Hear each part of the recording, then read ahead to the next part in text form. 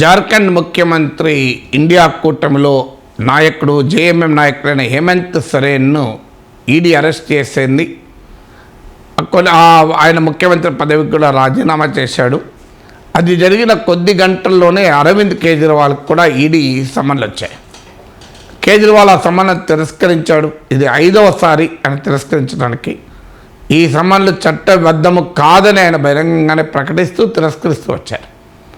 So ED ఏం చేస్తుంది, రేపు కేజ్రీవాల్ను అరెస్ట్ చేస్తుందా అనేది ఇప్పుడు చర్చనీయాంశంగా మారింది. ఈడీ సమన్లను తిరస్కరించడమే కాకుండా ప్రజాక్షేత్రంలోనే తేల్చుకోవడానికి సిద్ధపడ్డాడు. ఈడీ సమన్లకు వ్యతిరేకంగా చండీగఢ్లో అక్రమ మార్గాల ద్వారా బీజేపీ చైర్పర్సన్ స్థానాన్ని తీసుకుంది అని ఆరోపిస్తూ కూడా ఢిల్లీలో ఆమ్ ఆద్మీ పార్టీ కార్యకర్తలు బీజేపీ కార్యాలయం ఎదుట భారీ ప్రదర్శన నిర్వహించారు.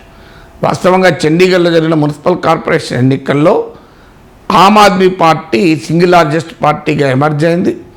ఇండియా కూటమిలో భాగమైన కాంగ్రెస్ మద్దతు కనుక ఉంటే క్లియర్గా ఆప్కే రావాలి చైర్మన్ పోస్ట్.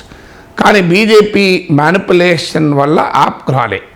అందువల్ల అటు ఈడీ సమ్మన్లను ఇటు చండీగఢ్ పరిణామాలని బేస్ చేసుకొని ఢిల్లీలో ఆమ్ ఆద్మీ పార్టీ నిరసన దిగింది. పంజాబ్ ముఖ్యమంత్రి భగవత్ సింగ్ మాన్, ఢిల్లీ ముఖ్యమంత్రి అరవింద్ కేజ్రీవాల్ పాల్గొన్నారు. అదే సమయంలో పోటీగా బీజేపీ కూడా అవినీతి పాలన అంటూ వారు కూడా నిరసన తెలిపారు. అందువల్ల కేజ్రీవాల్ లెక్కలు చాలా క్లియర్గా కనబడుతున్నాయి. ఒకటి, ఈ సమ్మన్లు రాజకీయ కక్షతోనే చేశారు కనుక దీన్ని మేము అంగీకరించేది లేదు అని.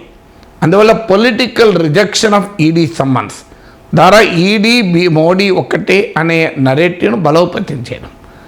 2, దీన్ని ప్రజా మొబిలైజేషన్ ద్వారా, పొలిటికల్ మొబిలైజేషన్ ద్వారా క్షేత్రస్థాయిలో ప్రజల్ని సమీకరించి ఎదుర్కోవడం. ఈ 2 సైమల్టేనియస్గా నడిపే ప్రయత్నం ఆప్ చేస్తుంది. చాలామంది మిగతా వాళ్ళకి ఇప్పుడు హేమంత్ సోరెన్ అరెస్ట్ను ఖండించారు. ఖండించడంతో సంబంధం లేదు. అందువల్ల కేజ్రీవాల్ ఎత్తుగడ అటు ఈడీ సమ్మన్లను తిరస్కరించడం, ఈడీ నోటీసులను ఖండించడంతో పాటు ప్రజా సమీకరణ ద్వారా ఎదుర్కోవడం. ఎందుకంటే అల్టిమేట్గా ప్రజాక్షేత్రంలోనే తేలాలి. ఎందుకంటే ఈడీ సమ్మన్లను రెస్పెక్ట్ చేసి కేజ్రీవాల్ హాజరు కాకపోయినా ఈడీ తీసుకునే చర్యలు ఈడీ తీసుకుంటుంది. నువ్వు హాజరు అయినావు కదా అని ఈడీ అరెస్ట్ చేయకుండా ఊరుకోదు. హాజరు కాలేదని చెప్పి ఈడీ అరెస్ట్ చేయకుండా ఆగదు. అందువల్ల సమ్మన్లను యాక్సెప్ట్ చేసినా తిరస్కరించినా ఎన్ఫోర్స్మెంట్ డైరెక్టరేట్ అరెస్ట్ చేయాలనుకుంటే, లీగల్గా తమకు అడ్డంకులు రావనుకుంటే ఆ పని చేస్తుంది. ఇందులో అనుమానం లేదు. అందువల్ల ఆయన ఈడీ సమ్మన్లను తిరస్కరించడం ద్వారా ఒక బలమైన పొలిటికల్ పాయింట్ కేజ్రీవాల్ చెప్పగలిగాడు. ప్రతిపక్షాలు మొదటి నుంచి కూడా చెప్తున్నాయి.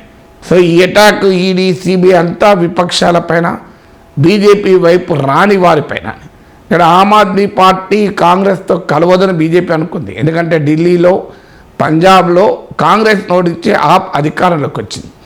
ఇండియా కూటమిలో ఆప్ చేరదు, కాంగ్రెస్ బలమైన పార్టీగా ఉంది కదా అని బీజేపీ అంచనా వేసింది. కానీ బీజేపీ అంచనాలకు భిన్నంగా ఆప్ ఇండియా కూటమిలో చేరింది. కాంగ్రెస్ ప్రధాన సీట్లు ఉన్నా కూడా పంజాబ్లో సీట్ల సర్దుబాటు సాధ్యం కాలేదు.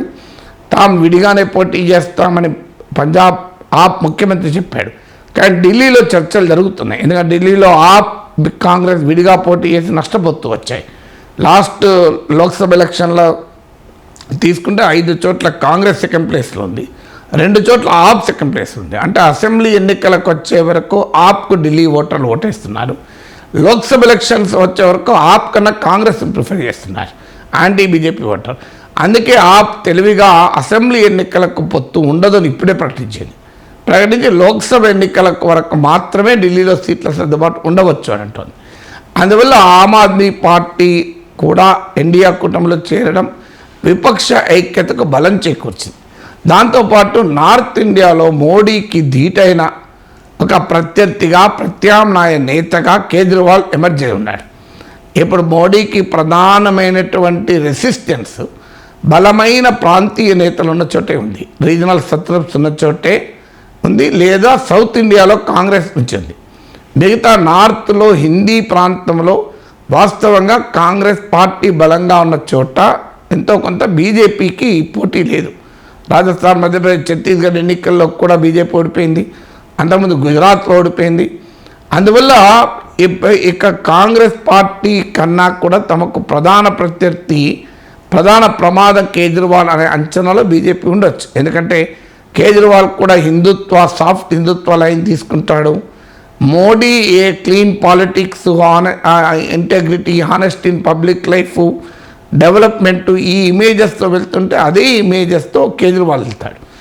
అందువల్ల మోడీకి ఏ ఇమేజ్, ఏ ఫ్యాక్టర్స్, ఏ నరేటివ్స్, ఏ పర్సెప్షన్తో రాజకీయాల్లో బలపడ్డాడో దాదాపు అవే అంశాలను కేజ్రీవాల్ కూడా ఉపయోగించుకుంటాడు. అంటే Modi minus aggressive Hindutva is equal to Kejriwal అవుతుంది. అందువల్ల కేజ్రీవాల్ ఇంకా తమకు ప్రమాదమని బీజేపీ భావిస్తున్నట్లుగా కనబడుతుంది. అందువల్లనే కేజ్రీవాల్ చుట్టూ ఉచ్చు బిగిస్తోంది. ఇది గమనించిన కేజ్రీవాల్ ప్రజాక్షేత్రంలోనే ఈ ఉచ్చును రచ్చ చేసి ఎదుర్కోవాలని చూస్తున్నాడు.